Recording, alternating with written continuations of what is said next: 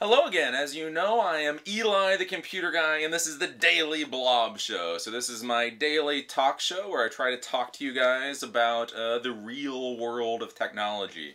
So basically we talk about business here, we talk about what's going on currently in technology, and we take your questions. So the primary reason that we normally do these Daily Blob shows is to take your questions. So if you do have questions, and you are watching this on your YouTube page right now, while it's live, between 4 to 5 p.m. Eastern Standard Time, please write a question and I will get to it on a first come, first serve basis. Now, as I talk about, until we get enough questions to actually be answering questions of yours, I normally talk about what's going on in the business world. So we talk about what's going on in technology, we talk about what's going on in my normal business. And so, on that vein, I've decided to start doing interviews. So we are now going to start doing interviews during the Daily Blob Show and getting other people's viewpoints involved. So again, remember, one of the big things in technology is we get a little tunnel vision. We get in what's called the echo chamber,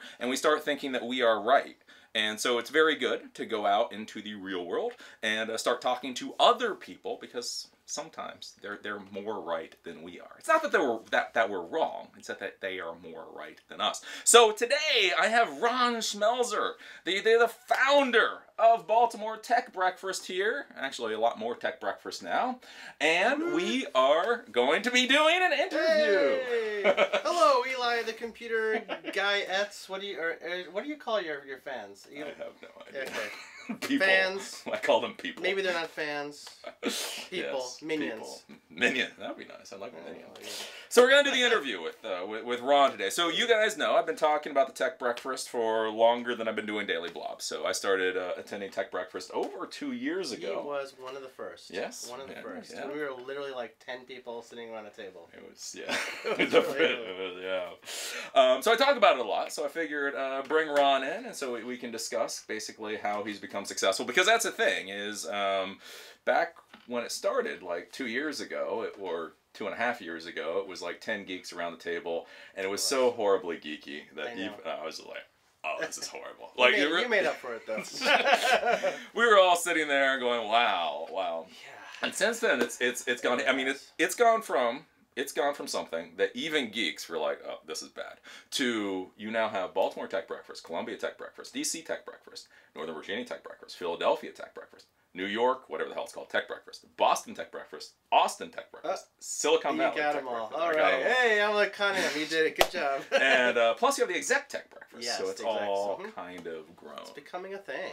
So, okay, so I guess we go back to the beginning. Yeah. Back to the beginning, back when it was horrible and nasty. And what was the original idea for Tech Breakfast? You remember, it was not even like really a thing. It was so I had a software startup company that just launched maybe 5 months prior, right? Okay. And I know you've been you ragged me on the whole idea of the concept, which I still kind of believe in, but it turns out a little harder to execute. Yeah. But I had moved here, as you know, from Boston to Baltimore, and I didn't really know the local tech ecosystem, and I just wanted to, and I was going to tech events, but I was not very happy with them. I was going to these other ones, I'm not going to mention them, but they weren't very good. It was just like some guy from going blah, blah, blah, and then you'd only meet the people like sitting at your table if they're round tables, which isn't a very conducive environment to learn anything. Anyways, but I was just not, I was not meeting my peers. I was like, who else is trying to build a software company here that's kind of in the same stage? So I don't want to hear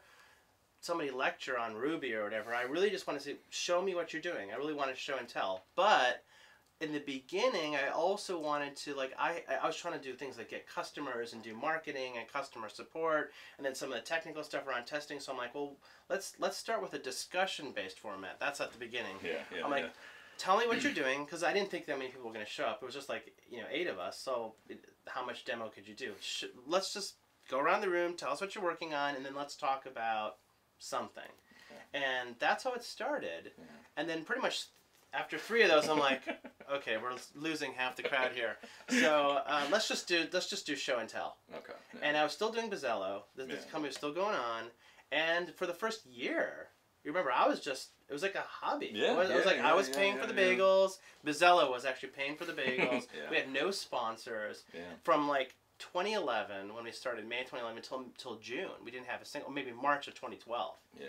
So at that point, by that point, it was already a big thing. We had gotten too big for once people really liked the demo format, and the demo format worked out really well. Yeah. And then I started figuring out how many we needed. 5 was like the optimal number, and 7 minutes, and no product pitches, just show the thing. And then when it got to 100 people, that's when we're like, okay, this is like a thing. Yeah. And I couldn't pay for the bagels anymore, so that's when I started with sponsorship. So then it became real.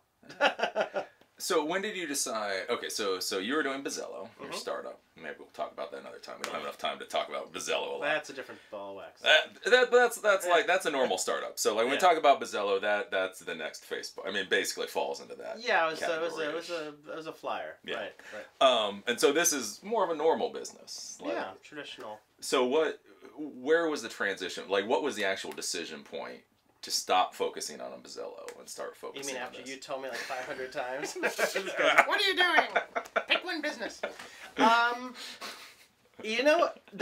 actually wasn't it, because I could easily ignore you. I hear you on the show, it's like, Eli!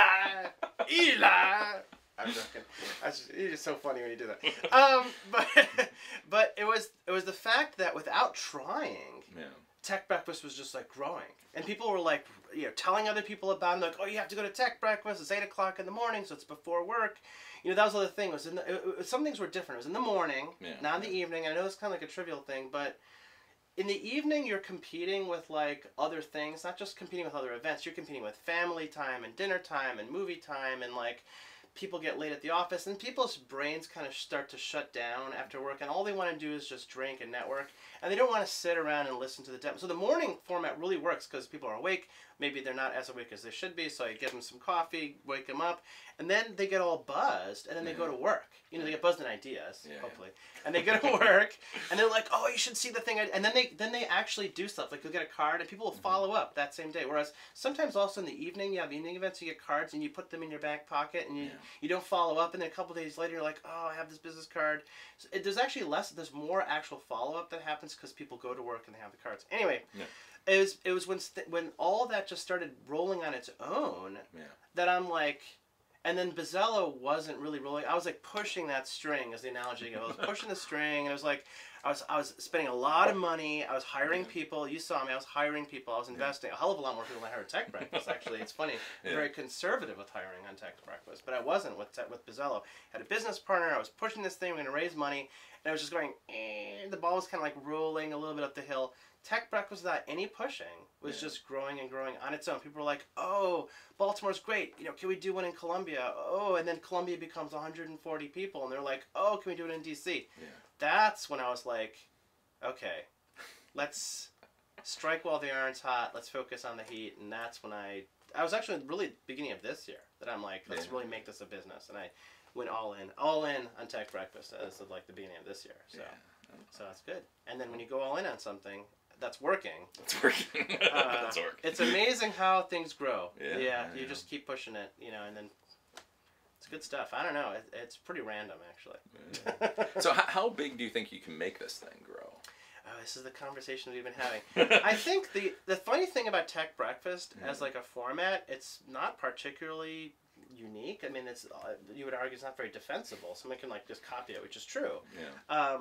But, I mean, there's a certain way that we're running it. There's a certain personality. That's the things we're talking about it. But I think I could take the Tech Breakfast model and replicate it to like 80 cities. And the real question is so like, what's the model by which I do it? There's no way I can run it anymore. So that means I need to get other people to run it, which means do I go out there and say, hey, do you want to run a Tech Breakfast chapter? Give me a call. Actually, maybe people will start doing that. Give me a call. It's a very successful model. And then I need to figure out, like, well, how does the business part work? Is it like a rev share on sponsorship models? But the places where it's doing the best are in the locations where there aren't a lot of opportunities, I guess that's referred, for tech company. First of all, there's got to be tech activity. But there aren't a lot of opportunities for people to kind of share the tech activity. So like Atlanta, Raleigh, Miami, Chicago, Las Vegas, Seattle. Those are all primary cities. But also like Indianapolis, Kansas City, and also internationally, there's lots of going on in Berlin and Estonia. People. Some guy contacted me like, I want to run Tech Breakfast in Edinburgh, in Scotland. I'm like. I guess it's haggis for breakfast. I don't know. But, you know, I'm like, yeah, sure, why not? Yeah. I mean, you know, it can, and then connecting all of these different tech communities together. Yeah. Because once it starts to get that to that point, what I really want to do is say, hey, Austinites, wouldn't it be cool if you could see what's happening in Berlin and then connect those communities together? Yeah. I think that's cool. I mean, I have a friend, you know, I have a lot of great tech people in Romania. You know, and like in Eastern Europe, there's a lot of stuff happening there. They actually do a lot of, you'd be surprised. A lot of the development for the software companies is actually being farmed out over there. Yeah. So, but there's the entrepreneurial ecosystem is very poorly developed. So maybe can I rope them in through the tech breakfast thing and connect them to the Austinites in New York and Boston. So I'm thinking about it. Wow. I could talk for hours on that. I had another one, yeah. That's kind of cool. So what, like locally then, and we've talked about this a lot, so be as snarky or not as snarky as you want to be. I don't care. It's going out to thousands of people. Recorded forever. What has surprised you as far as help and also obstacles getting this thing? Because we've talked about this a lot, and there's been some surprisingly good things, and then surprisingly... You mean like what things have surprised me as to how helpful they have been and how much of an obstacle? Yeah. Boy, which order should I take that in? Let's start with the positive. You know, people have surprised me as to how willing they are to help and contribute. Yeah. If they feel like they're in the same boat together. It's like I'm a startup guy, you're a startup guy, I'm a tech guy. Let's help each other out. There's more collaboration. People willing to help out. You have to be aware of kind of like what their motivation is. Sometimes you're like, okay, well, what? You can't be too skeptical, but you have to make sure it's like, well, are they a lawyer and they want to help out, but they want you to funnel business to them. In which case, I'm like, okay, that's what sponsorship is for. Sponsor, right? Yeah. But you know, you want other people pushing the boat. Otherwise, if you're doing all the pushing, you're not going to get very far. You need other people to do it. Otherwise, it's very hard to make something successful carrying all the weight. And I'm mixing a lot of metaphors here. But you get what I'm saying. Yeah. What surprised me is that in certain communities, especially negatively, there are entrenched people that feel like they're the top of their mountain. I guess I call them local maxima, which is sort of like, you know, if you're like looking at the thing and they're the top, they're the king of the mountain. The problem is there are much bigger mountains everywhere else. Yeah. So you're like, I'm the king of the, I'm just going to make up a city here, the Detroit tech scene. Yeah. Well, maybe they are, maybe they're not, but first of all, what does that matter anyways? It doesn't really matter much to be the king of any scene. Just if you're successful, you're successful, but people can be very obstructionist in terms of not allowing other events to happen. I've had people badmouth us to potential sponsors, and I'm just like, hey, whoa, we're just a morning meetup. That's all we are, just a morning meetup, and we want to add something to the scene. And so I think once people realized that we weren't going anywhere, like I entered Philadelphia and other scenes like that, and they're like, you know, first they were very resistant. I'm like, Tech Breakfast is staying in Philadelphia whether you wanted to or not. So either you sort of join the bandwagon and we help each other, or get out of my way because I'm going to be doing Tech Breakfast. So I think you just have to persevere.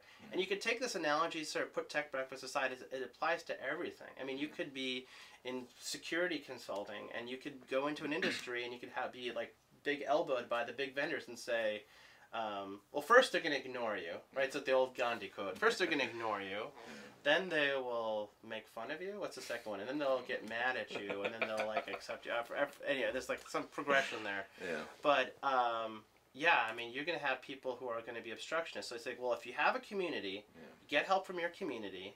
To the people who are being obstructionist, you just say, well, if you feel like what you're doing is right, just keep pushing anyways. Yeah. And at some point when they realize you're not going to give up, then they might do something about it. Yeah. And then you'll have to, you know, push back. So. Okay. Generic. All right. So the basis of Tech Breakfast is you're using meetup.com. Yeah. At the moment, yeah. Yeah, at the moment. So yeah, so the good part, like I don't know what it was. Like there seemed to be like a meetup bubble. Like last year was like the meetup bubble. Everybody was using meetup, and now I don't know. So like, how do you feel with meetup? There are pluses and minuses about using the meetup platform. So all of our meetups right now are on Meetup. I mean, all of the tech breakfasts, if you do a search for tech breakfast, I mean, you'll find them on the meetup.com platform, right? Yeah.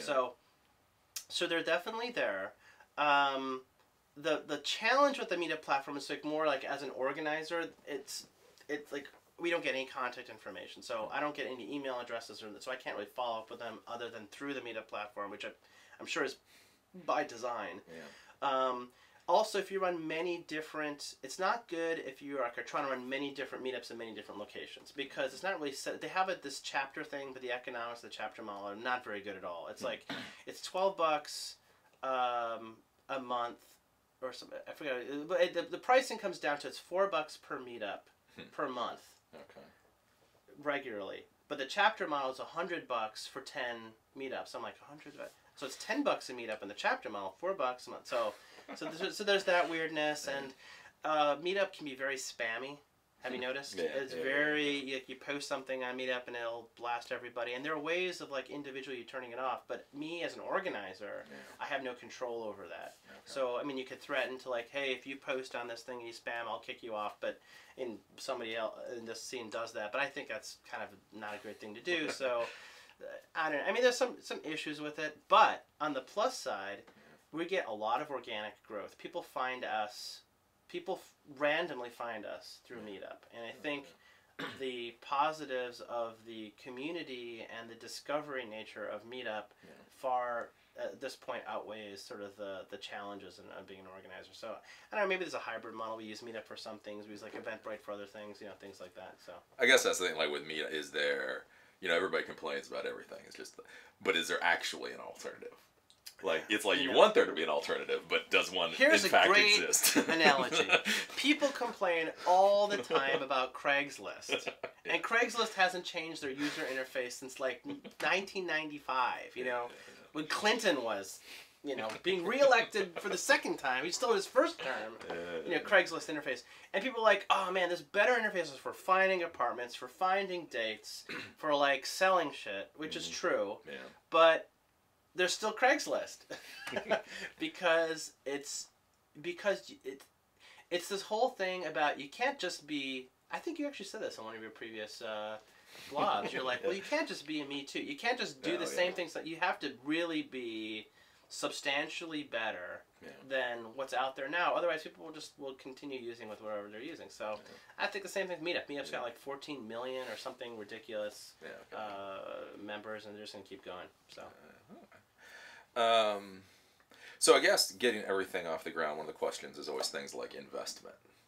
So like, how much do you figure, like, do you have a lot of investment in Tech Breakfast? Is this something like, because like some businesses you're surprised and they'll drop like $100,000 and you're like, how do you do that? And then others are like, I don't know, we bought some coffee and bagels and that's it. Like, do you have much? Tech Breakfast, total bootstrap. Total bootstrap. Just like ran it, maybe.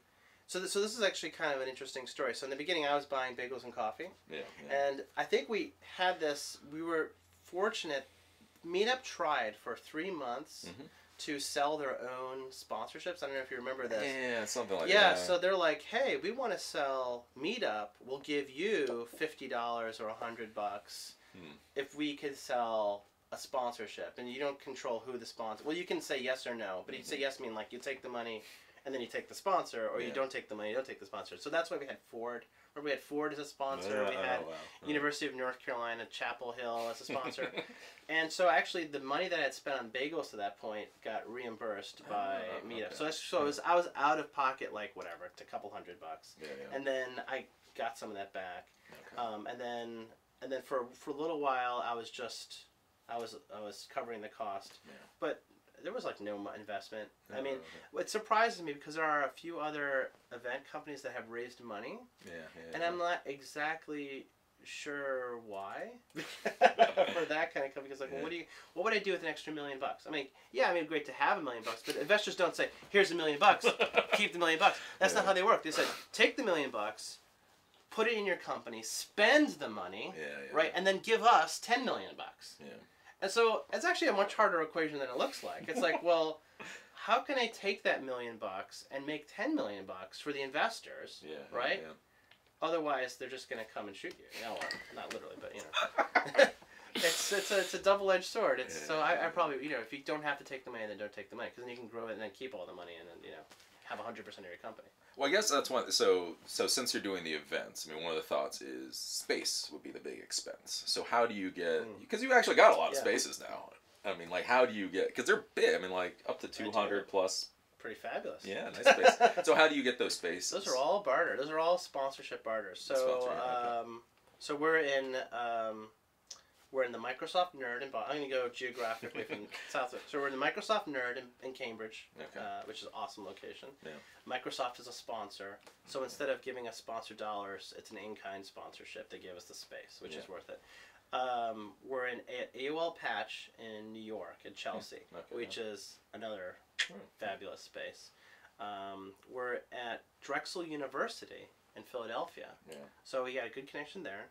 We're at DLA Piper in Baltimore, which is still one of the best venues. It's awesome. It's awesome, yeah. We're at Loyola Columbia in Columbia, Maryland. We're in Microsoft's Chevy Chase campus for DC. It's technically not in DC, it's in Chevy Chase. But and we're at AOL's fabulous campus. You saw the Northern Virginia campus. AOL's got a great campus in Northern Virginia. And we're at DLA Piper in Austin, Texas. And Silicon Valley, we've been kind of moving. We're at DLA Piper and DLA. We're trying to moving things around a little bit. But yeah, those are all sort of in kind. And when somebody sponsors with a venue, I don't ask them for money. Yeah. Sometimes I try to double dip, but it doesn't work. We're giving you the space. That's interesting. Okay. So you don't have like outside investment. We got that big. Just from a company standpoint, since most of these people, they're thinking about how you're going to build this. Do you just have like an LLC for this? Yeah, I actually had an LLC that I'd already been using for the crazy baseball cap idea, which is a whole other thing. And I just sort of continued that. And I just sort of changed I just reused it. So it was formed in 2008. Oh, okay. So it's been around for a while. So then, one final question is on this at least is Silicon Valley. So how there's some interesting conversations where I don't know how much. So you would figure that there's a zillion people already doing stuff in Silicon Valley. Yeah. So like you trying to come in there and do something else. Yeah. But it's going okay. So like how did you break into Silicon Valley? This is a long conversation, man. So let me start. I'm gonna give you two. I'm Mr. Analogy guy, so I'll give you two analogies. So like. Silicon Valley is to the tech scene like Hollywood is to film. It's like people make films all over the place for sure, but like the film industry is like for a large part based in Hollywood. And so if you're a screenwriter, right, and you're looking to break into Hollywood, or you're a screenwriter just looking to break into film, a lot of people just pick up their bags, move to Hollywood on a faith and prayer that they're just gonna do whatever it takes to make it. And of course, that's you go to Hollywood, you go to LA, pretty much probably every waiter and every barista at Starbucks is probably like a struggling actor or an actress or a screenwriter or whatever, right? Because they're not making it. They're not making it there. They're just trying to live, right? So it's like the same thing. You go to like any cafe in Silicon Valley, up and down that peninsula, and you walk in. It's like everybody's working on an app. Everybody's got an app. Everybody's got something they're working on. It's just that's just where the industry is. That's because that's where the money is. Yeah. Most 40% of all venture capital investments in Silicon Valley, just like the films are. So to carry that analogy forward, let's say I'm running an event for screenwriters. Basically, you can think of like Tech Breakfast as like a tech event, but think of it as like this is a place where the tech equivalent of screenwriters get together to basically share ideas and learn from each other. Yeah. Well, it's obvious why it works well in DC and Baltimore and even New York, because there aren't as many opportunities for screenwriters. You go to Hollywood. If I were to run an event for screenwriters in Hollywood, there's like 5 million events for screenwriters in Hollywood, because that's where and also there's some really, really, really, really good quality events there, because it's like, do you want to like listen to the screenwriter who did like every Indiana Jones and Jurassic Park, to tell you how to write a script, like you can learn from that, versus like here, you learn from like the guy who like wrote like, Johnny's Alive, what's that, Short Circuit or something, Okay, yeah. It's like, okay, he wrote a script, so there's a much higher bar for quality for events over there, because of what you're competing with, but at the same time, so this is analogy number 2, think of Silicon Valley like Little Italy. It's like opening up another Italian restaurant in Little Italy.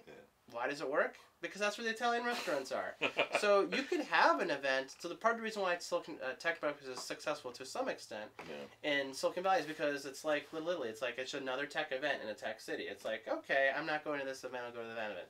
But then what I'm finding is that you reach a certain cap. If you want to make a large event work there, then you need something. You need something else. So you're going to need like CEO of like Apple or whoever, Tim Cook, right?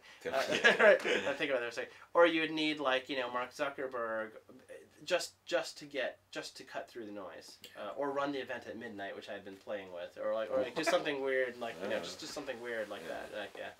So you didn't know about that? I was thinking about that. Midnight? Yeah, I was thinking about taking Tech Breakfast and running it at midnight. Because when the problem, just in Silicon Valley, because nobody there wakes up before 10 o'clock. That's the other problem I have. Is like all the techies over there like wake up at like 10 o'clock or noon, so you can't run a morning event because they won't show up. So I'm like, crap. But that's why there are like a bajillion events like after hours, because that's when.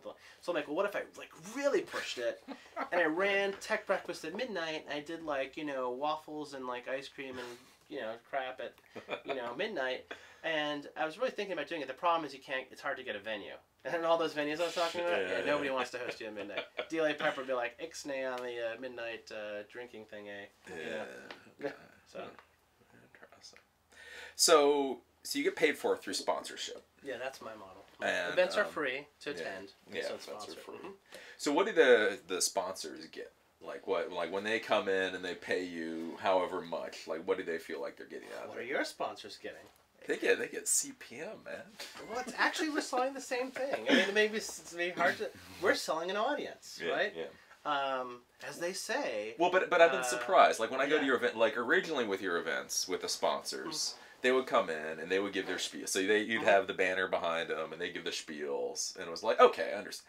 But now, as you've been going, it seems like a lot of your sponsors don't even really show up to even say hi anymore. Yeah, but I'm still selling the audience. So, like, we are now 6,000 members. Wow. Okay. Nationwide. Yeah. Tech Breakfast is 6,000 people. Almost 3,900 just in the D.C., Maryland, Virginia area alone. Yeah. Plus, I think like we're now like 800 in Philly, and like it's like it's getting pretty big. And so what I offer them is well, what is my community? Well, so you got a community, right? You're the community. I should call these folks the community. This is your community, right? Okay, yeah. Maybe they're casual. Maybe they come once. Maybe they come all the time. Just like you. Like, yeah, you used to come all the time. Now you come every once in a while. But you're still part of my community, right? Yeah. And it's like my community are techies, it's like the techie entrepreneur overlap. It's like techies who are also entrepreneurs or entrepreneurs and tech. It's like that overlap, right? Yeah. And so the people who want to reach that audience, like lawyers, accountants, people who sell cloud services, the economic development agencies, the folks who sell investment, and the banks, those are my sponsors because, and they sometimes they show up, but they know that my list is so. When I promote the sponsors, I promote it to my whole list. Okay. So when you get those newsletters, I don't know if you read them all, but. Hey, it's one of the benefits, it's impressions. Just like you're selling impressions, I'm selling impressions. So I sell either in-person impressions or through the newsletter or onto the website. And as long as they get their message out, then it works. Because the thing about showing up in person is that, especially for a free event, as you know, you'll have a certain number of people sign up, and then some percentage of those people show up, right? And I'm always trying to manage that ratio. It's like 60% or 70%. And then of those, and so if you're there in person, you're only reaching the show up percentage. Yeah. So anyway, some math there. Yeah. All right. Cool. I got like one final question. Oh, Baltimore. Doing this, you had Bazzello, now you have this going on in Baltimore. How do you feel about Baltimore? Is this a place you would want to be for doing your company? It's growing on me. Drawback? Like a fungus. No, it's growing on me. Baltimore. This is. I've been having this. I had a conversation this morning. There's about an article about this. Yeah. The more tech stuff that I do in other locations, the better I feel about Baltimore. Really? Isn't that interesting? That's okay. I really feel really good about Baltimore. Really? I mean, Baltimore that's new. Yeah. You know, it's really interesting. One, because I see some of the dysfunction in some of the other cities. Well, first of all, New York is great. There's nothing wrong with New York. Boston has a very solid tech ecosystem, and Austin rocks because we have breakfast tacos and we don't have bagels. So it's really awesome. You know, gotta love the chorizo and eggs. Yeah. But and Austin has a great scene too. So don't get me wrong. I mean, I'm not comparing Baltimore to say if we think of it as like seasons, people are saying like, you know, Silicon Valley is in the kind of late summer. Okay, it's like it's a mature market, but a lot of people feel like it's actually cresting. Huh, okay. I know, as crazy as that sounds, but like this is a longer conversation. But a lot of people feel that Apple is actually kind of nearing the end of its innovation window. Oh, okay, because yes, they have awesome products, but people like, what's next? There's like one thing Steve Jobs did is he was a really great product visionary. Yeah. A lot of people don't really know what the future of Facebook is. People like are now kind of like Google. It's like the Google's great, but like now, like, you know, the YouTube comments. I gotta tell you, man, I know you're like on the YouTube comments. You got the no troll thing, but a lot of people hate the YouTube comments. And a lot of people hate the whole integrated Google Plus thing. It's like really making it hard. And you're like, well, this is a whole other conversation about anonymity on the web. But people, some people have their work life and have their personal life and don't want these two things intermeshed, right? You know. You want to know what kind of YouTube videos I've been watching. So anyway, long story short, like, but Silicon Valley can be a bit of a monoculture. It's like, okay, well, like outside of that, what's happening? Now you look at some of the other communities, like in Boston, New York, and Austin. It's a little more diverse as far as like what's happening, whether it's hardware, software, robotics, nanotech, clean energy, right? Because that's the thing about Tech Breakfast. Remember, Tech Breakfast is not software only. So I've been seeing more diverse stuff, like here in the Baltimore region, because of the cybersecurity stuff, because of the healthcare around the Hopkins and all sort of stuff, because of the ed tech stuff that's happening, and because of like the robotics, which if you're not seeing, there's a lot of stuff around, especially unmanned vehicles. A lot of stuff's happening here. Some really cool stuff happening here, right? And this here kind of Baltimore, DC, it's like that's this weird kind of mushy middle, right? I mean, New York is still very heavily finance and media, but there's a lot of great stuff happening there too. There's the MakerBots and all that stuff happening in Brooklyn. Boston, people say, is in the fall of its really? In the autumn, I should say, in the autumn of its season, because a lot of the tech companies that are very mature have been there from not just one but maybe even two cycles ago, and then people there are gnashing their teeth about losing Facebook. That was like the big thing, because Facebook could have been a Boston company. But then all the VCs said no, and then he went to the West Coast, and remember, he was at Harvard. So there's a little bit of that. You know, maybe it's going to see a resurgence, but I really feel pretty good about Baltimore's got a lot of problems. Don't get me wrong. Baltimore's got a lot of problems. There's still too much clickiness in the various scenes, but I don't know. I'm feeling better about it now. Really? I do. I feel better about it. I feel good. I feel good about the potential Baltimore has.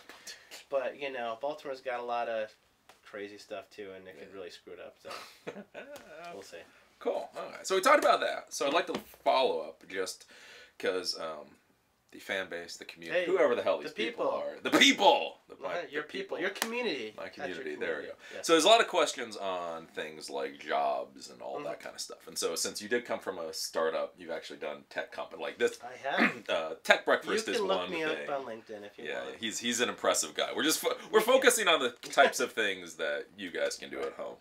You've done some. Like 100 LinkedIn invites after this. So with your other tech stuff, because what the hell are you? You're a Techstar also. What the hell are you? Oh well, man. Well, I'm a Techstars mentor and an investor. I've actually invested in Techstars. Oh, okay. The Techstars won the pools of Techstars. I'm invested in a Techstars company, and so basically he's more than Tech Breakfast. So the big question right now with technology and people who want to get jobs and all that, what do you think is the best niche in tech to go at? What kind of question is that?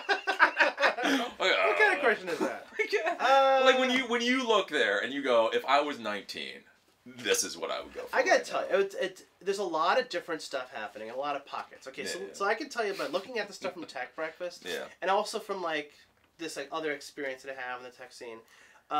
And I can also tell you about like what's hot now, but it's like with the whole Wayne Gretzky thing. It's like, you know, how does Wayne Gretzky play hockey? He doesn't chase the puck; he goes to where the puck's going to be. Yeah, you know the whole thing.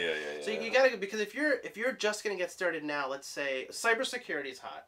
Okay. Cybersecurity is going to be hot for a very long time, and I don't just mean that when people think cybersecurity. That's the other thing. Like there's some people in the fakakta Baltimore scene. They confuse cybersecurity and the government stuff. They think more cyber warfare, right? Yes, there's cyber warfare, but that and the whole snooping shit, which is cyber surveillance. And cyber surveillance is not cybersecurity. That's surveillance, right? That's whether or not you're on the pro side or not side about it, that's a whole different thing. No company is going to do that. The real issue is that most companies are remarkably still vulnerable.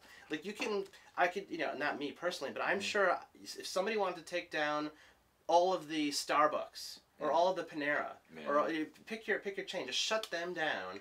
You could shut them down. You could shut them down, and they're probably, and maybe it'll be a little bit harder with Starbucks and Panera because maybe they actually have somebody who like works in their security department. But like most random companies, if somebody out there, like if there was like a 0-day attack and wanted to shut down the U.S.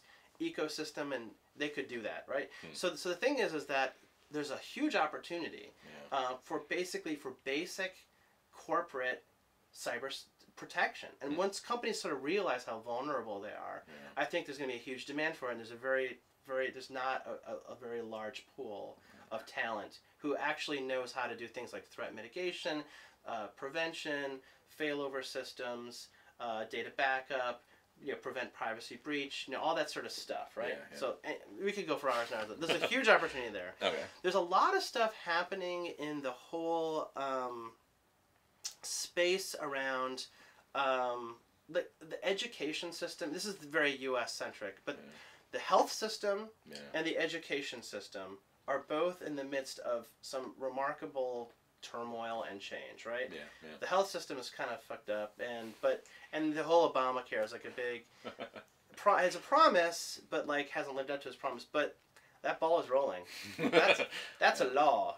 And that law has been supported by the Supreme Court. So that law ain't changing until something happens, right? So there's a ton of stuff that needs to happen there, whether it's around electronic patient records, whether it's around the whole health enrollment and system, but there's all this follow-on stuff because the government's trying to reduce the cost of healthcare. So there's a lot of remarkably, it's very IT centric.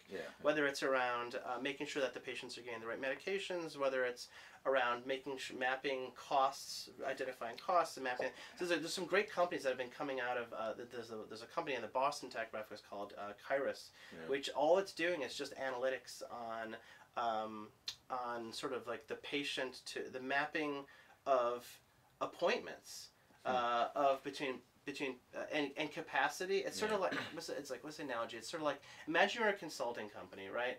And you had a 30% utilization, right, which is very low. Because that means that like 7 out of 10 of your people are just sitting on the bench not doing anything. Well, remarkably, utilization rates in hospitals are very low. Like it's like 50%, meaning that a lot of times the doctors are not operating at their full potential capacity, which means so they're focusing on that. So the health tech sector, same thing. Ed tech is going through this huge change because of the Common Core standards, and trying to like improve the outcomes, and so there's a lot of opportunity in that, and a lot of that is IT based as well. There's some stuff around 3D manufacturing, but I'm not quite sure. I'm not sure yet if that's an industry. That's an industry. I'm not sure yet. I mean, I think it's cool. It's really neat. But it's sort of like there aren't like large there are companies building the machines, but there aren't a lot of companies. This prototyping and that sort of stuff. It's hard to tell what's going to come out of that. There's some really interesting stuff I think around robotics and all this whole. Whether it's the drone stuff or whether it's automated, there's like a lot of cool stuff there. So there's a couple hot spots. I probably got a few others for you. The enterprise software. Let me just point this out. If you're trying to start a startup company, right, and you want to start a company that has a chance of making money, and you're not in Silicon Valley, and you can't convince someone to give you $25 million or $3 billion, whatever there is. There's a ton of enterprise software has been underinvested for like the last. Basically, the VCs have not really been putting any emphasis into it because they're out chasing Snapchat. So building a better anything. Like pick anything in enterprise software. It could be like a better system for, you know, managing inventory or for managing whatever, you know, employee stuff. Yeah. That technology is really old. Yeah. And it's getting older. So anyway. Some ideas. Yeah. And then, so talking about ed tech and all of that. Yeah. How would you suggest somebody get into technology nowadays? You know, certifications, college, go to Baltimore. I don't really know. You're like the certification king. I don't really know my certifications, but well, so I don't really know. Like I say, like from your point of view, again, like I say, if you had a 19-year-old and you were like, what would you tell them? I would just say, do stuff. Just get out there. Hack stuff up. Read Hacker News. No, you should read Hacker News. Actually, it's not a bad resource. You know Hacker News? No, actually, I don't. News.ycombinator.com. I know, or just do a Google search Hacker News. Okay. Yeah. It's just it's It's sort of like Reddit for techies. Yeah. Okay. I know it's kind of weird. It's a good analogy, but it's like a place for people to share. Like, oh, I'm working on this and that, and here's some cool tech. It devolves into stupid conversation. There's way too many posts about Bitcoin on there, but and like this weird Soylent thing. I don't understand that. Don't get me into that. Do stuff. Get out there, do stuff, and also find opportunities to engage with real people. Right? You know what I'm saying?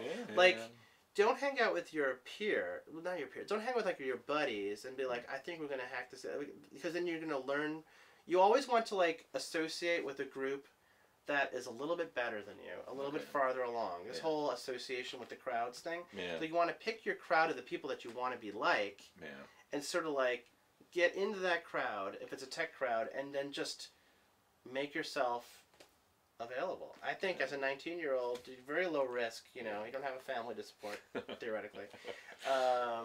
You can do that. You could spend the time doing that. And I wouldn't worry too much about picking up and driving to Silicon Valley. I don't think that's going to do as much for you as, you know, finding people that you want to be like and hanging out with them. Okay. I don't know. And the final question before we get to the audience participation. Doing stuff. So this is the question everybody has. What is the first programming language they should learn? Or what's the most in this day and age? Ruby or Python or PHP? I don't know. Again, if you had a 19-year-old and you're like, you have one programming language to learn. What? It would be like, imagine you're in woodshop class. You're like, what's the one tool you should use? Like, I don't know, a saw, a drill? That's like weird. I would say, actually, this is actually good. You should familiarize yourself with client-side tools. Yes. And some server-side tools. Okay. That's basically it. Thank you. Thank you very much. You know, on the clients, first of all, there's a ton of demand for mobile app development. No doubt about it. Yeah. So you got to kind of pick your platform. But learning JavaScript is never a bad idea, because even a lot of the mobile platforms are using JavaScript, and you can also, there are some platforms like, what's the one? It's the is it Appcelerator? The Appcelerator and the I can't believe I'm forgetting this. PhoneGap. Okay. Right, which will basically take HTML and JavaScript stuff and render native code. It's kind of a cheat a little bit, but learning JavaScript is never a bad idea. Yeah. On the server side, it really depends on what ecosystem you're in, because you can make strong points for PHP. Yeah. You can make strong point for Ruby. Yeah. You can make a strong point for .NET. Right? Yeah. So, I mean, when I was out, one of the things we do at Tech Breakfast, we do these shout-outs, you know? Yeah. And the first shout-out is for who's here hiring. Yeah. And I'm constantly surprised at how many people are hiring .NET. Really? Like, we need .NET, we need SharePoint, we need whatever. Okay. You know, it's still in demand. Java's still in demand. Scala, which is sort of Java on steroids, is on demand. And so, it's in demand. So I would say, you know, pick your center of gravity, whether you want to be in mobile, and then even there, it's like, well, what are you doing in mobile? Are you building sort of like little Fitbit type things? Are you building a game? You know, are you building something? That's going to drive a little bit more. Yeah. But you know what? Whatever the hot language is today, I can guarantee. You know, a lot of people like Python. I do have to say, because Python's pretty popular. Yeah. If you're trying to step up from PHP and you're getting ridiculed by the people on the playground. I'm a PHP guy. Nothing wrong with PHP. Then maybe you want to step up to Python. I'm not really a Rubyista. I'm not really that big into Ruby. Okay. I think Ruby, it's actually really Rails. When people say Ruby, they really mean Rails, the framework. It's a way of doing certain kinds of apps faster. Okay. So it's really about optimizing time and but you know what does that mean? I mean, if you're really good at Python and PHP, you can crank stuff out fast too. So anyway, so basically, either a client side or a server side, interpreted or compiled, one of those. Yeah, one of those. Okay, so with that, we get done with our little interview thing. We will go to the question and answer, but of course, we've got to suck up to our sponsors that actually help pay the bills here. Again, if you want to sponsor Eli, the computer guy, things like interviews, $250 per month. You get 50,000 impressions plus a shout out on the Daily Blob Show.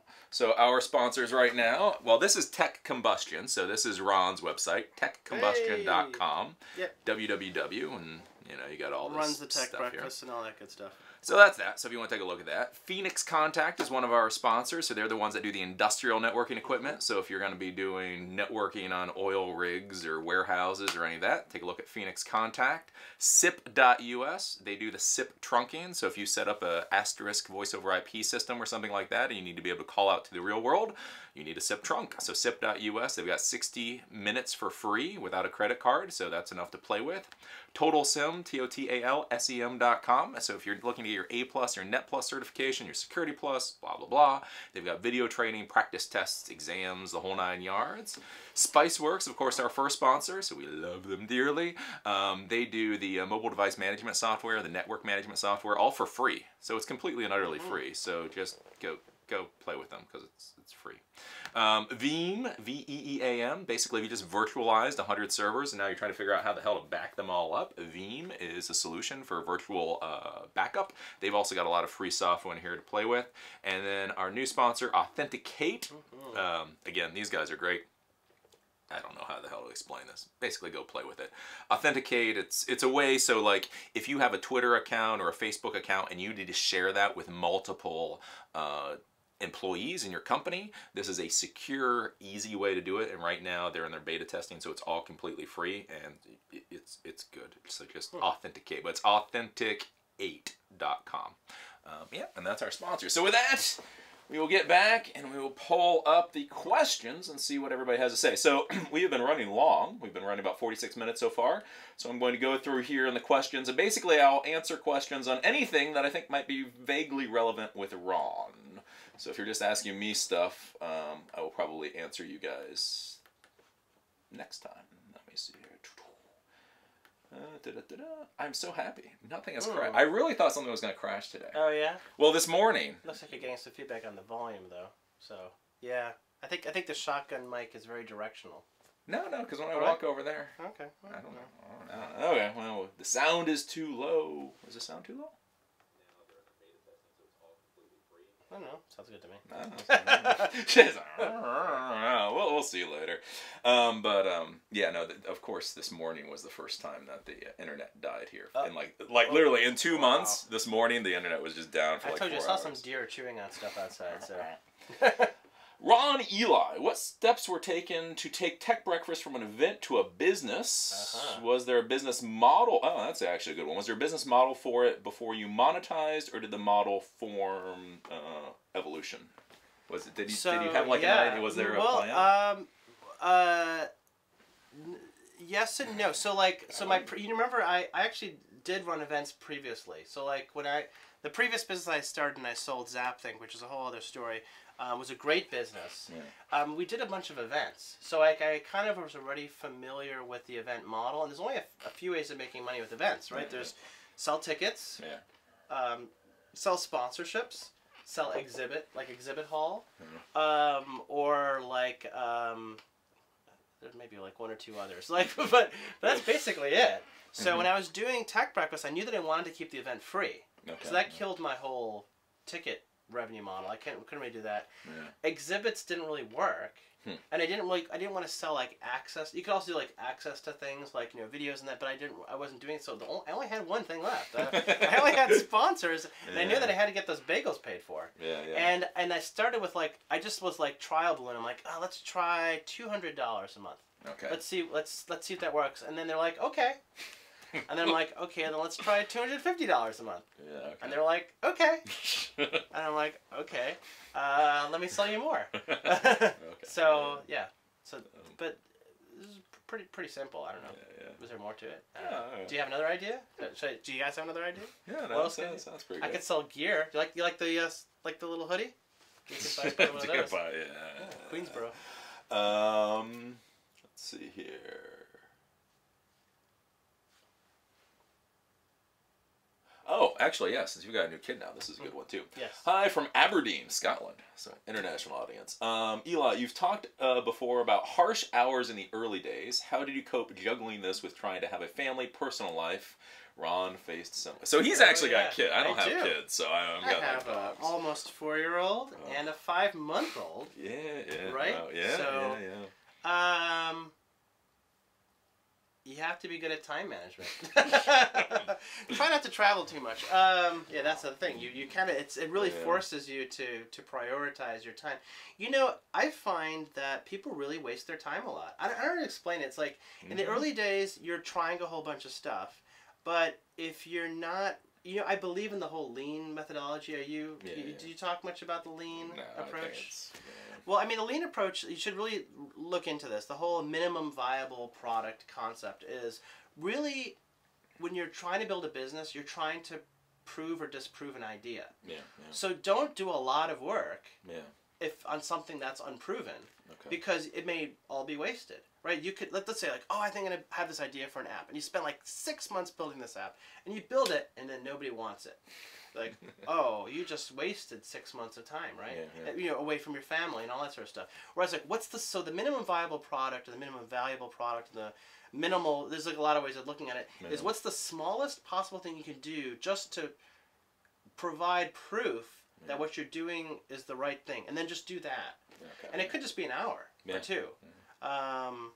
I also am a follower of Tim Ferriss, I have to say. I do believe in the 4-hour work week. If you haven't read that book, you should read that book. It was very formative in my... Actually, I read that book in 2008, 2009 when it came out. And that's just about when I started thinking about this stuff. And he is like a big fan of like, there's 3 things you should do to maximize your time. Eliminate, automate, and outsource. You basically... The biggest way to get your time back is just don't do stuff that you shouldn't be doing, right? For the stuff that you know you should be doing, but it's the same stuff over and over and over again, invest the time to automate it, and then just sort of set it and forget it if you can. And then for the stuff that you don't want to do but that has to be done, outsource it. So he's a big believer in the Odesk and the Elance and the Get a Freelancer and the Fiverr and all that sort of stuff. And then that leaves you with the stuff that's high value stuff that you want to do, and then you find you can work your whole schedule around it. So yeah, I don't know, it works. It does. It really honestly works. 5-hour work week.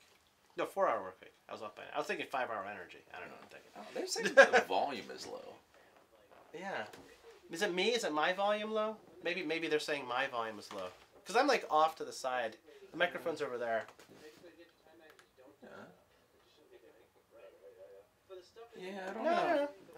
That's Who knows? Okay, powered Romania. Romania. We got everybody here. My dad's from Romania. True story. Have you thought about getting a microphone? Weird. Yeah, talking. Do you have any opinion on Edward Snowden? I don't know why they're just fascinated with NSA and Snowden. What is your opinion on Snowden? This is actually a funny story, true story. So I have a friend who's from Boston, and he moved to Baltimore too. It's just quite coincidental. He's actually like a transplant surgeon, so he moved here to like work at Johns Hopkins, right? And he co-authored this. So he's like a really bright guy. He co-authored a bill that ended up just getting approved. Remarkably, something actually got approved in the Congress. It was a bill to basically make it easier to get transplanted organs between HIV positive patients. I know it's strange, but there was a ban that if you're HIV positive, you can't actually get an organ from someone who's also HIV positive, because there was a ban on any HIV, and all they did is he just changed it, and it was just signed into law. Okay. Well, this guy was on a road trip, and he was in Moscow, and he got an email saying the president's about to sign your bill. Can you come here and be here for the photo op? He's like, the one time I want, you know, so he actually called someone. He's like, I got to come back from Russia, and I don't know if this is a joke or not. Yeah. They said, happy to fly you back from Russia if you could bring Edward Snowden with you. That's kind of funny. So, I don't know. That was a asking about Edward Snowden. I don't know. I mean, in my mind, I think in a lot of people's minds, he's a heroic figure because he's uncovering stuff that really kind of violates some of the NSA is the whole purpose of the NSA is a spying organization. We all know that, right? Yeah. But the whole intent is to like spy on people that you have a feeling are doing something wrong. But what they're doing, and actually everybody knows, it's just a mass collection of data, right? Yeah. And you're like, well, what is there to be afraid of? If it's like, well, why should you be here? Well, because like people, especially who live in communist oppressive regimes, kind of know, like, you don't want the Stasi poking around, you know? It kind of feels kind of Stasi-like, you know, doesn't it? Like where it's like, hey, we want to see everything. You've got nothing to be scared of. It's like, yeah, but do you want me to tell you like where Eli is going to be in an hour, and I can tell you, I can update this every hour and send it to all your. It's just kind of creepy, isn't it? Yeah, okay. So I mean, did he do something illegal? Probably. Yeah. You know, is he going to ever be back in the United States? I have no idea. I don't know. If I were him, though, man, I think he knew what he was getting into. Yeah. He knew what he was getting into when he did it. So he's still alive, though, theoretically. Theoretically, yeah. I don't know. That's how I'm actually. If the government, let me trust you, if the U.S. government wanted him dead, he'd be dead. Yeah. So he's alive. Yeah. I've been a little surprised about that. That's the one that I've been kind of like. I'm like, oh, he's still alive. Anyways, flag sounds fine with me. Yeah, sound is too low. Do we have any more comment? Really? I don't know. The volume. It's like we got some volume issues here. And wow, it's a light comment question. I bored them all. Want to sing a duet? Okay. Let's sing a song. Let's see here. Show volume is fine. Oops. Any more? Well, I guess we got 1 second. Or a couple, like 5 minutes left. So the lean. Yeah. Why don't you explain, like, because I look at lean and it just seems like just business, just modern. But like I swear, every time I've sat down to talk with anybody lean or read the lean books, it's like it sounds like modern business. So like what? And so since you like lean, like what makes lean? It depends what you mean by so you know you've worked in large companies before, right? Yeah. Large companies are anything but lean, right? I mean, first of all, it's like meetings. The thing that lean does is it eschews the whole idea of the waterfall style of development. And if you're familiar with waterfall style, it's like design, build, test, deploy. I'm like skipping a whole bunch of steps, but like so you have a committee meeting and you're like, let's design this app. Yeah. Okay, then the output of that is like, okay, we have the spec. Yeah. Now let's build to the spec. Build. Yeah. Okay, now we're done. Let's test, and deploy. And you're like, it should work. But you know that doesn't how it works. But by the time you're done with this process, the thing that you've built hardly ever matches up to the thing that people want because the specs are poorly done. Maybe just the amount of time it's taken to develop, things have changed. This is how the healthcare.gov thing got all fucked up. It's like because it's following a waterfall style of development. It's like what they should have done is the whole lean approach is forget about design. Yeah. Build, deploy. Skip and test is like the whole purpose of test is does the implementation meet the user requirements? Okay. So yes, there are things you need to test, like does it take down the system? Will it stress out? And you got to do that. It's called a unit. That's called a unit test. Yeah. But it gets rid of what's called the integrated test, which is how does this thing work with everything else? Well, the users will tell you if it'll work. So build, deploy. Right.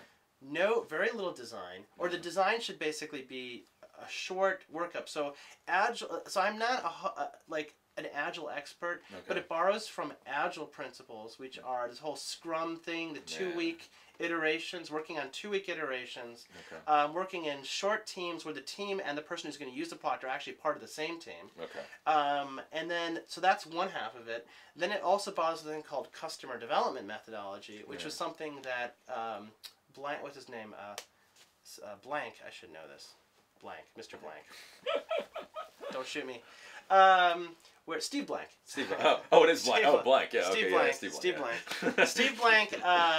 It was a really good book where it's about the fact that you really need to think about what your hypotheses and your assumptions. The minimum viable product comes a lot out of that idea. Yeah. And so it marries the agile development methodologies with sort of this customer development methodology, and then combines that with the lean manufacturing stuff, which is where lean kind of borrows from that. Yeah. Which is, Toyota and other companies had optimized this thing where it's like, ways of optimizing efficiency in the way things are produced. Okay. But it is a pretty drastic difference between the way things are done now. It's like get rid of meetings, get rid of big planning documents, work to the iteration, deploy quickly and often. But is lean used? I didn't think lean Facebook was for the enterprise very lean, world. For example. Was that?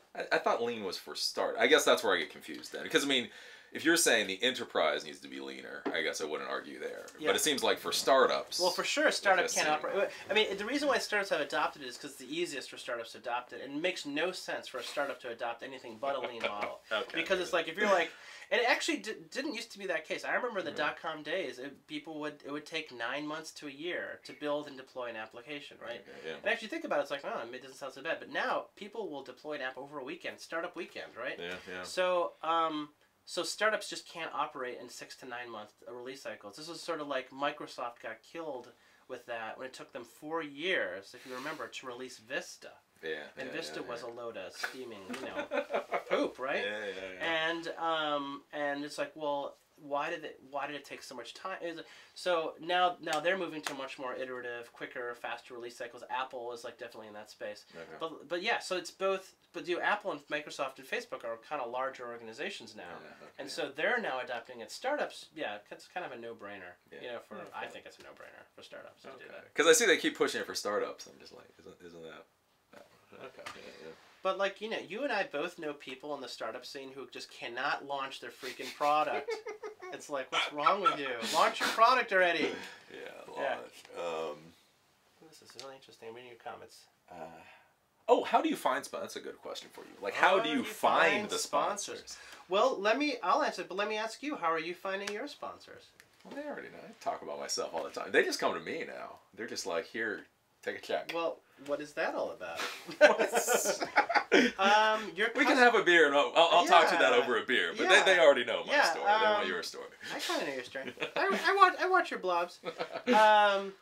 It's almost the same thing. Like, the people who are your best sponsors are the people who are already part of your community. It's like the community thing. So, like, a lot of them are like, how do I find my sponsors? Like, the lawyers, are the easiest sponsors of all sponsors. They'll come to you and be like, this event is awesome. You get 150 people here. That's totally cool. $250 easy. Here, where do we sign? Because it's like, they'll get a lawyer charges more than $250 an hour, right? So they get one billable hour out of this thing. They are making money, right? Yeah. It's a little bit harder for like smaller companies that want to sponsor. Then they may want to be like, okay, well, then they'll ask, they'll come. So how am I finding them? Because they're coming. Yeah. But then the sales process is a little more like, okay, well, how many people are coming to each event, and how many times do you promote me, and are my competitors going to be there too? And then you say all the right things, and then they'll generally sign. But it's hard. I got to tell you, the hardest thing to do, this is a general piece of advice, it's nothing to do with tech breakfast.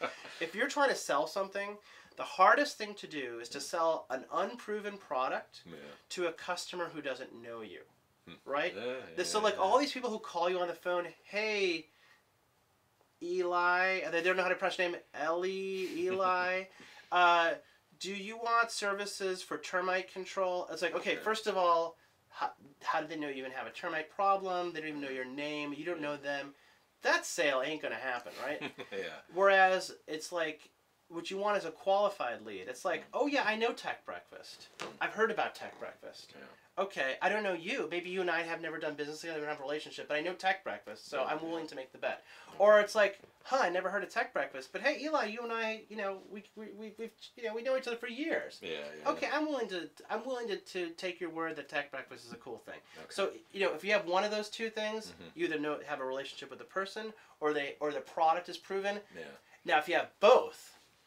You go, oh, Eli, I know you, and I come to Tech Breakfast. Shh, no brainer. What do I sign? Here's a credit card. Go for it, man. So there you go. Okay. A little advice. So they come to you. Sound is perfect. Yeah, it's so weird. That's yeah, it's so weird. Everybody's like, sound is bad, sound is perfect. I don't know. Maybe it's like a channel issue. Yeah. Maybe some people have the left channel or right channel. This is a decent one since you are. Yeah. He's an MIT grad from the day, so I don't know much about this. So I get to ask you this question. Your opinions on. We will finish this off with your opinions on artificial intelligence. Holy schmucknillies. So, actually I wanted to go to MIT. Originally I was inspired because of artificial intelligence. I was reading this book called I went in for astrophysics. Don't ask me why. I applied. I'm like, I want to be an astrophysics major, but I ended up going into computer science and then whatever. Yeah. But I read a book called oh my god, my brain, what's wrong with it? It's the Marvin Minsky book, The Mind of Machine. Man, I should know Marvin Minsky's book. Anyway, I read this book. Well, the book that I read was called Hackers, Heroes of the Computer Revolution, written by Stephen Levy in 1987 or something. And when Jobs had been let go from Apple and Scully was hired, he wrote this book about like the whole computer thing, and it was talking about MIT a lot. And a lot of the beginning of the MIT computer science laboratory was based around the artificial intelligence laboratory. So I don't know if you know this, a lot of the early computer languages emerged out of artificial intelligence experts. So Fortran was programmatic by IBM, mainly as an evolution of the original ballistics. Because remember, computers, before they were mainframes, were ballistic trajectory calculators, right? And then IBM also had this thing on census stuff. But then once the idea of the general purpose computer came about, a company called Symbolics Laboratory came up with a language called Lisp. And the whole idea of Lisp was trying to, because once again, computers don't understand anything but ones and zeros, right? So this is sort of like this is the big MIT insight. Computer languages are meant for people. They're not meant for computers. Because at the end of the day, whether it's Python or PHP, it has to all be compiled down into assembly code, and that assembly code gets translated into the ones and zeros that transistors understand. So what's the difference in PHP and Ruby? Well, it's up to humans. Because it's like, well, what's easier for us to relate to the way the computers think? So artificial intelligence, people are trying to say, okay, well, how do I do all this reasoning? So they came up with these languages, whether it's Lisp or Mumps and all that sort of stuff. And so it's the thing about artificial intelligence. You're talking about the future. When I think about the future, it's like we never really achieved one of the primary objectives of artificial intelligence, which is around reasoning, which is that can you have a computer reason? Not just come to a conclusion, but basically, and the closest thing that we're getting to now about this are the self-driving cars. So if you're looking for the edge of artificial intelligence, the cars have to make these decisions as to staying in the lane and understanding what's happening to the cars in front of it and the cars behind it and what's happening on the side, and knowing if something is coming into the field of view, is it going to... So it's basically a big artificial intelligence problem. And so... Yeah, I mean, if you're interested in artificial intelligence and you want to be on the cutting edge of it, you should keep track of that, and that comes out of the DARPA labs. DARPA labs had this whole navigation car thing. So I don't know. I think it's cool. I think it's very the cutting edge. I don't know. Is artificial because it seemed like it was the cutting edge, and now it's kind of like one of these side. It depends. Things. It's still cutting edge because it ain't here. So okay. I mean, and people sort of lump all these things together, whether it's sort of the the sort of the response display systems, which is really just another user interface. It's just a replacement for the mouse and the keyboard. There's nothing really artificial intelligent about that. But it's the whole, and then there's this, boy, this is a longer conversation. There's this thing called, if you guys are really interested in this, you should read that Marvin Minsky book, which I can't believe I forgot. It's like The Mind, the Machine. Oh, man, I feel really stupid now. But then the other thing you should do some research in is you should look into. Now I've lost my train of thought. I was thinking about the other one. It's what's happening in sort of like there's all this stuff that's like this quadcopter, you know, like the whole hive system. It's called emergent behavior. Emergent behavior. That's the word. Emergent behavior, which is that how do smart things emerge out of what seems to be really simple stuff? It's like the complex interactions among that stuff. It's like whether it's swarming behavior, because you know this some. If you think the NSA stuff is creepy, holy cow, you get nothing. There are like these tiny little hummingbird robots. Have you seen those? Tiny little, oh my god, they're getting fluttering. You can barely see them. They got cameras. They got listening devices, and they're all networked with each other in a mesh. And it's like, you know, Big Brother. Here we are. Cool. Anyway, good deal. Good stuff. So so that was the blob for today. Thank you for coming. Sorry if you guys couldn't hear all of it. I don't know what that was all about. Yeah. As I say, live video always has its issues. So again, Ron, techcombustion.com if you want to take a look at the Tech Breakfast. Again, we've got, let's see if I can remember them all. That's also techbreakfast.co as well. Oh, .co. You want techbreakfast.co. You're trying to be all cool I am, with the .co. I'm cool. But they got Baltimore, they've got Columbia, Maryland, they've got Washington, D.C., or he's got Northern Virginia, Philadelphia, New York City, Boston, Austin, and Silicon Valley. So if you're in the area, like I said, it's free. It's free for you to go. He'll take your money if you want to give it to him, but it's free. It's free. So you might as well go. Get some bagels. Or breakfast tacos. Breakfast, I need to get some breakfast tacos. But, so with that, as always, it was good to talk to you guys. I will be back. It's Friday, right? So, yeah, Friday. So, I'll be back on Monday. So I will see you guys next week. Catch you around.